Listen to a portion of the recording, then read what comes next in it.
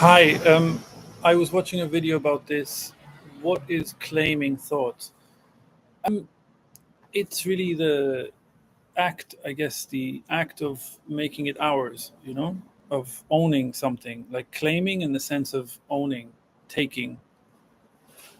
Yeah, if some one army is conquering some territory, they are claiming the land. Yeah. So I don't know. In India and Pakistan, there's conflict about Kashmir, so both countries are claiming it. That claiming that it's theirs.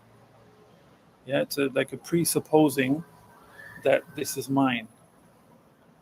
So that conviction of being convinced that it's mine, that's kind of the activity that blinds us, because it counts as like this is the starting point. There's no questioning of it as true.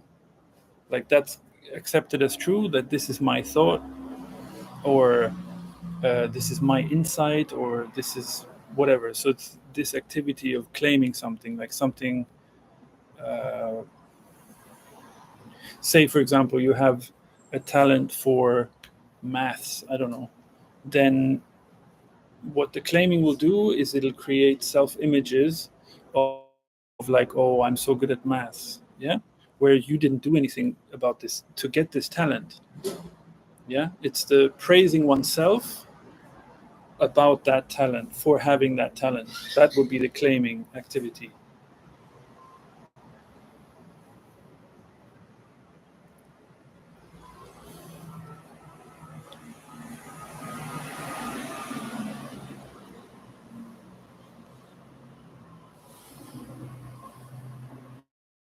It's kind of two double-sided, the meaning, I guess. Claim, like, I claim that I am good at maths, or he claims that he is good at maths. And also the laying claim to something, which means presupposing that we own something. It's not really double-sided, it's kind of the same thing.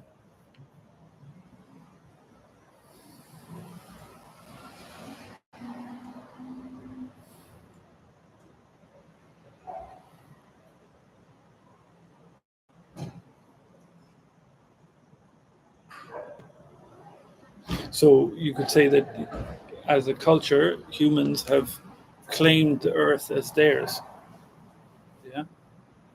Instead of human beings being one life form among so many, the paradigm, the worldview is that we own the earth and all its resources and everything. So that's claiming on the biggest level. So the claiming is made with the assumption that there is me through the thought itself. Um,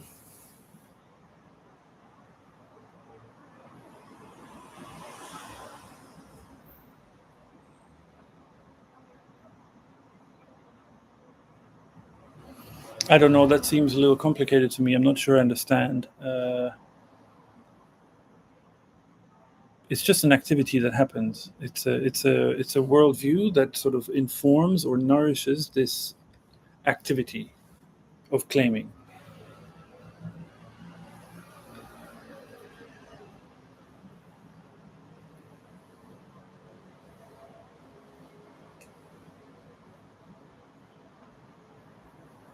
There is a lot of assumptions in this worldview that humans are at the top. There are a lot of assumptions that come from that, misassumptions, yeah, including the exaggerated self-importance that has such a big preoccupation with the me and the self. Even the way it gets talked about in the context of non-duality, it's an exaggerated weight that's given to this discussion about self or no self. It's much simpler than that. It seems to be there's a misunderstanding of that. Somehow this topic of is there a self, is there not a self, is the key to the whole thing, and it's really not. It's too much attention on that particular aspect. Like someone can have a deep realization that actually ultimately there is no self, like no individually existing entity from another, meaning no two things. One, someone can have that realization very deeply, and still that realization can get claimed. Yeah. So there, very often, as you can see on YouTube, with a plethora of people who talk about this, there might have been some glimpse, and then there's the assumption, oh, now I've become enlightened or whatever. So that's another claim. It's claiming the insight. Now this, I can adorn myself with this and decorate myself. Yeah. So there is no reason why something would belong to something else, because there is no authority that would make that law, and there are no entities that could own each other, right?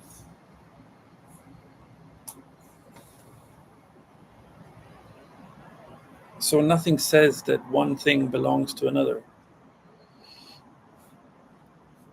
And if nothing belongs to anything, that's really the definition of freedom.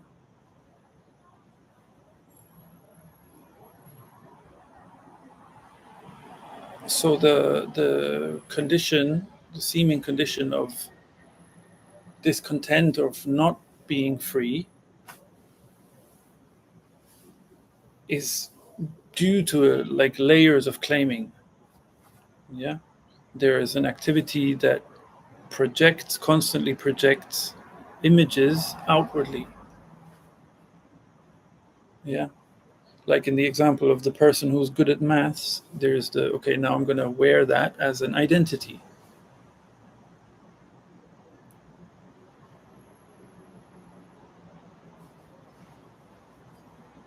So the flow of you could say that the flow of energy gets blocked with this, because this, let's say, a talent for maths or for anything is meant to flow in a creative way. Yeah, to have some kind of to come to expression, to come to fruition. But the claiming blocks the energy or deviates it and puts it into some, you could say, ego goals.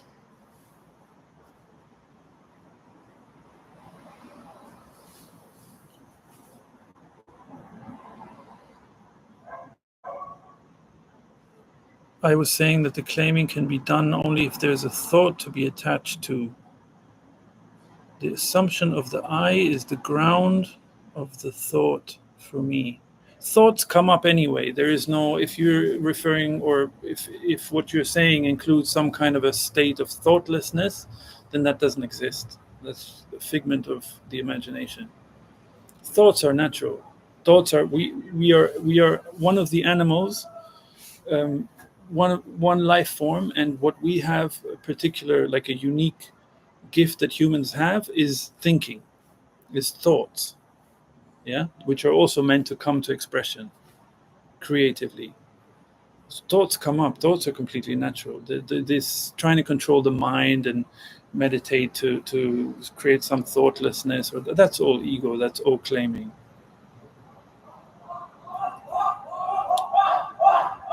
It's like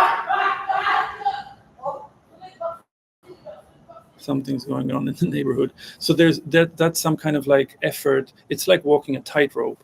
So we're kind of, if we can only see that there's no I, and then there will be no thoughts, and no, that's all figment of the imagination.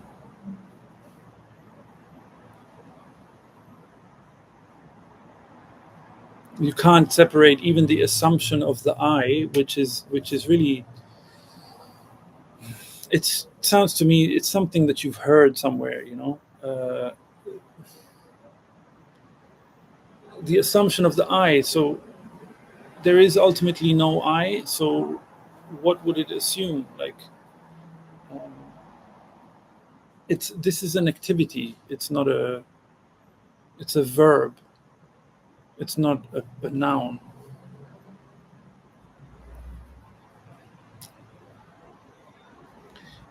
So the ability to think is completely natural. Thoughts that come up are completely natural.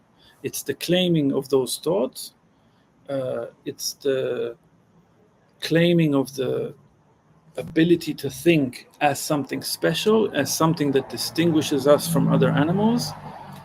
That's the source of the trouble. Then you have justification upon justification upon justification. One of those symptoms is the exaggerated importance that's put on the I. I is a word. It's useful in language to say I don't know, I like the painting you made. Yeah. I don't know what the sort of sticklers of non-duality would say here likes the painting.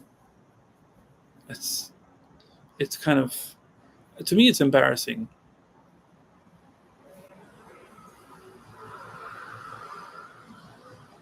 It's stupid. It's really quite stupid.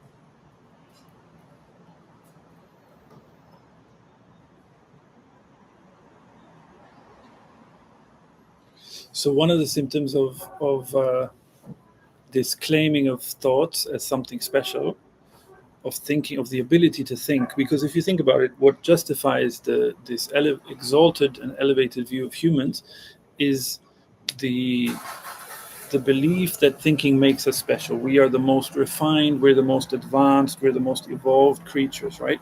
Because of the complexity of the brain and all this. That's all ego. That's all arrogance, really. Um, so one of the symptoms of this exaggerated importance that's placed on thinking is overthinking. So now everything is how we think. Yeah, like thoughts are the ability to think is placed into the service of solving tasks, which was never meant to be its function. Yeah, if there's an issue going on, I don't know, whatever, a relationship issue, that's not going to be solved by thinking. But because of this importance put on thinking, because thinking is the kind of the pinnacle, um, it's made, it's given a function that wasn't its own, and so there's exhaustion and like lack of groundedness, and yeah, the mind actually wants a holiday. The mind, by mind I mean the ability to think. And really in our functioning it's definitely secondary, like biologically it's definitely secondary to the senses, to our sense of things, to how we feel in the day to day. Yeah, there can't be any relaxation while the mind is running rampant. If you think about it, it's very easy to see. It's very obvious, like in our societies, in almost all human societies. like how much importance is put on thinking, on intelligence, and how do you get forward, how do you progress in life? It's through intelligence somehow, right? Education is about intelligence and the mind and thinking. um, yeah, so it's all there to see.